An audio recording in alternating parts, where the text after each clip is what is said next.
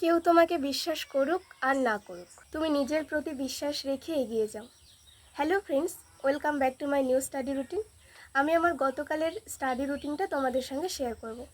আমি প্রথমেই প্রতিদিনের মতোই সকালে 1 ঘন্টা ব্ল্যাক বুক থেকে কয়েকটা ইডিয়মস, তারপর one word substitute, synonym, antonym এগুলো রিভিশন করেছি।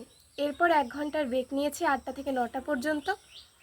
এরপর 9টা থেকে 10টা আমি ম্যাথের কিছু ইম্পর্টেন্ট কনসেপ্ট দেখেছি। তারপর আমি কয়েক ঘন্টার ব্রেক নিয়েছি। এরপর বিকেলে আমি 1 ঘন্টা নাম্বার অফ সিস্টেম চ্যাপ্টারটা থেকে ইউনিট ডিজিট, তারপর পারফেক্ট নাম্বার এগুলোর ওপর কয়েকটা ম্যাথ সলভ করেছি।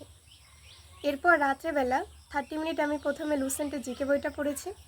লুসেন্টের জিকে বইটা থেকে আমি হরপ্পা সিভিলাইজেশন সম্পর্কে পড়েছি।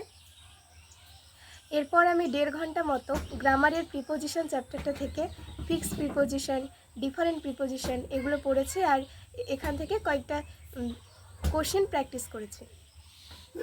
এরপর 1 ঘন্টা আমি রিজনিং থেকে কয়েকটা ইম্পর্টেন্ট কোশ্চেন খাতায় টুকে সেগুলো প্র্যাকটিস করেছি। তো এটাই ছিল আমার গতকালের স্টাডি রুটিন।